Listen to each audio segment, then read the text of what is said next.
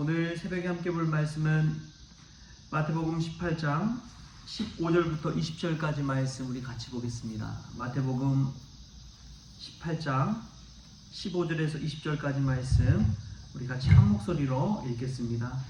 내 형제가 죄를 범하거든 가서 너와 그 사람과만 상대하여 공고하라. 만일 들으면 내가 내 형제를 얻은 것이요 만일 듣지 않거든 한두 사람을 데리고 가서 두세 증인의 입으로 말마다 확증하게 하라.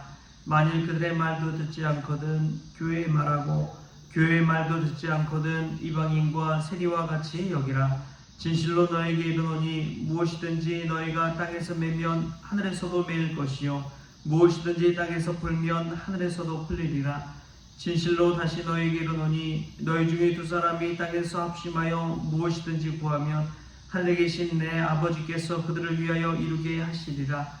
두세 사람이 내 이름으로 모인 곳에는 나도 그들 중에 있느니라. 아멘. 할렐루야. 말씀에서 귀한 은혜가 저와 여러분의 있기를 소망합니다. 오늘 예수님께서는 형제의 죄에 관해서 우리가 어떻게 대해야 되는지, 어떻게 반응해야 되는지를 우리에게 알려주고 있습니다. 형제가 죄를 범할 때 먼저 개인적으로 가서 권하라는 것이지요. 죄란 것이 무엇이냐? 하마르티아라고 관역에서 벗어난 것이 죄다라는 뜻입니다. 이 원어적인 의미인데 올바른 길을 벗어나는 것이지요. 삶의 목표를 떠나는 것이고 하나님을 향한 길에서 벗어나는 것, 그게 죄다. 하나님과의 관계가 깨어지는 것이 바로 죄다. 이러한 의미가 담겨 있습니다. 그래서 관역에서 벗어난 길을 형제가 걸었을 때 그것을 그냥 가만 보는 것이 아니라 믿는 형제로서 가서 책임감과 의무감을 가지고 죄에서 떠날 수 있도록 다시금 하나님을 향해 돌아올 수 있도록 가서 권하라 라는 의미입니다. 그것이 이제 하나님께서 우리에게 주신 사랑의 의무인 것이지요. 그냥 방관하지 아니하고 그냥 두지 아니하고 가서 먼저 개인적으로 권고하라고 이야기합니다. 그 사람을 존중하는 의미가 있습니다. 근데 혼자 가서도 그게 안 된다면 두 번째로 두세 사람이 함께 가서 설득해 보라는 것이지요. 죄에서 돌이켜서 다시금 하나님 앞에 돌아올 수 있도록 권면하라는 것입니다.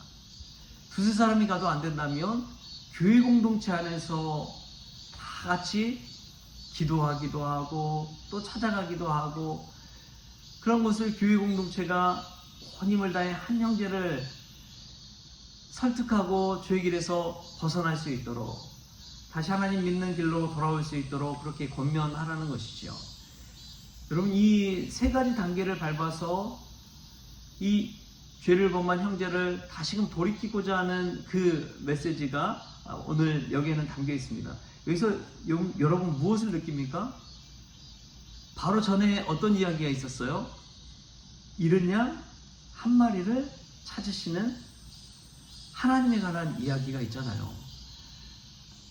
똑같이 동일선상에 놓고 보면 한 형제가 죄를 범했을 때 그냥 죄인 취급하고 포기해버리고 내버려 두고 방관하는 것이 아니라 어떻게 해서든 그 형제를 다시금 의의 길로, 사랑의 길로, 믿음의 길로 인도하고자 하는 하나님의 방법이, 하나님의 마음이 여기에는 담겨 있다는 것입니다.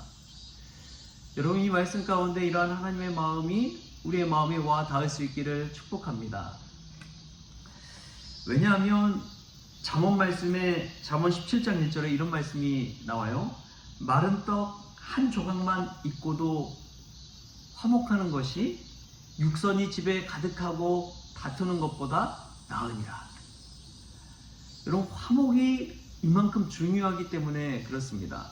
화목하지 못하고 싸움과 다툼과 갈등이 있다면요, 평안이 찾아올 수가 없어요. 행복이 찾아올 수가 없습니다. 마음에 근심할 수밖에 없어요. 아무리 부자고 잘 살고 뛰어나고 좋은 여건 속에 살아도 한 지붕 아래서 살아가는 형제자매끼리 다툼이 있다면 그 집에 가는 것이 편하겠습니까? 말하는 게 편하겠어요? 잠자는 것이 기쁨이겠습니까? 같이 있기도 싫은 것이지요. 그것을 알기 때문에 우리 주님께서도 화목을 이처럼 강조하는 것입니다. 화목을 위해서는 개인적으로 또 두세 사람 신뢰하는 사람들이 길이 가서라도 교회 공동체 전체가 가서라도 어떻게 해서든 화목의 길로 나아가라는 것이지요. 죄의 길에서 벗어나서 화목의 길로 나오라는 것입니다. 여러분, 예수님께서 이 땅에 오신 이유가 화목케 하기 위해서잖아요. 첫 번째로는 누구와 화목하기 위해서요? 하나님과 인간이 화목하게 하기 위해서 예수님께서 십자가를 지시고 이 땅 가운데 오셨습니다. 여러분, 죄를 지으면요 사람을 똑바로 못 봐요. 죄를 짓게 되면요 온전히 그 사람이 어떠한 일을 감당하기란 어렵습니다. 죄가 그렇게 만들어요. 자꾸만 죄가 발목을 잡고 죄로 인해서 갈등과 관계의 깨어짐을 가져오게 되는 것입니다. 제가 아는 분 중에 이제 집안에 형제 중에 한 분이 이 온라인 도박 중독에 빠져가지고 날마다 빚을 지는 거예요. 자꾸만 돈을 빌려달라고 그러고 형제들한테 이미 다 출가했죠. 형제들은 다 출가했는데 자꾸만 돈을 빌려달라고 하는데 늘 하는 말이 그 말이었다고 합니다. 이번 한 번만 도와줘. 이번 한 번만 빌려줘. 그런데 그런 경험을 이 형제들이 수차례 하다 보니까 나중에는 어떻게 돼요? 그 말을 신뢰하지 않는 거예요.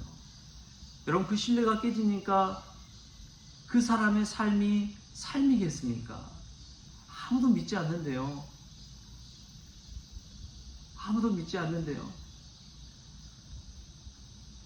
그래도 다행인 것은 그 결혼한 가정의 형수가 어떻게 해서든 가정을 버텨가고 참아주고 이혼까지는 가지 않았다는 것입니다.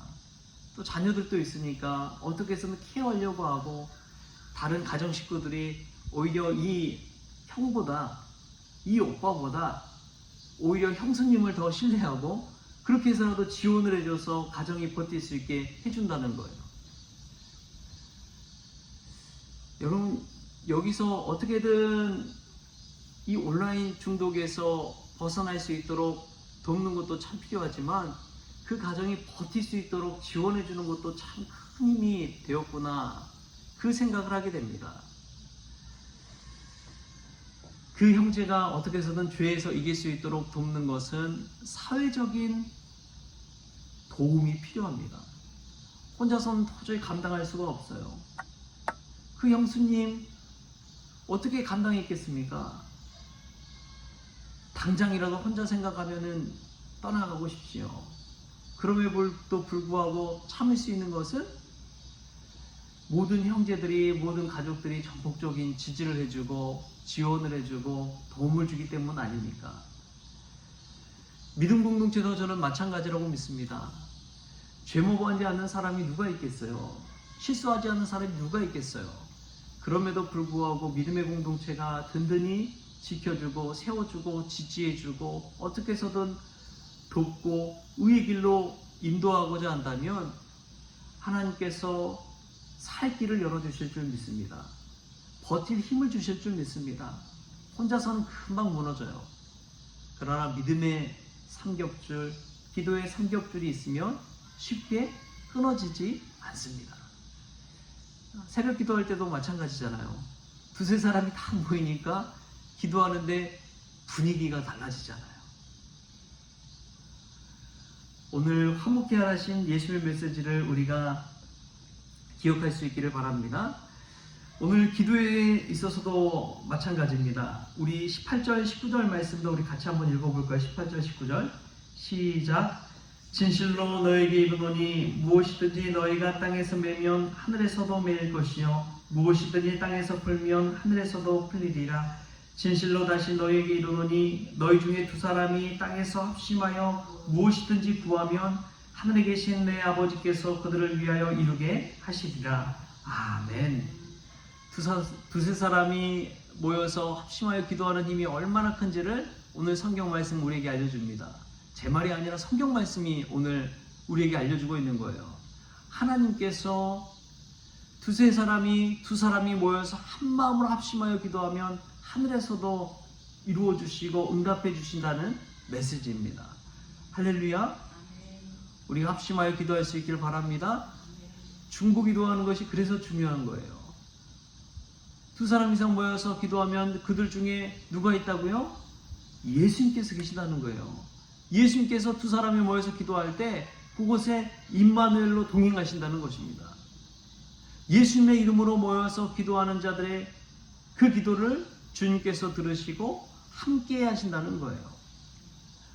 우리가 이 말씀 붙들고 두세 사람이 모여 합심하여 기도할 수 있기를 바랍니다. 기도할 때 하늘에서도 이루어지는 것이고 하늘에서도 풀린다는 이 말씀이 기도할 때 힘이 되고 은혜가 되는 귀한 말씀이 되어서 어디서든지 기도에 힘쓰는 그러한 성원 가족들 될 수 있기를 바랍니다. 기도하는 성도들 될 수 있기를 바랍니다.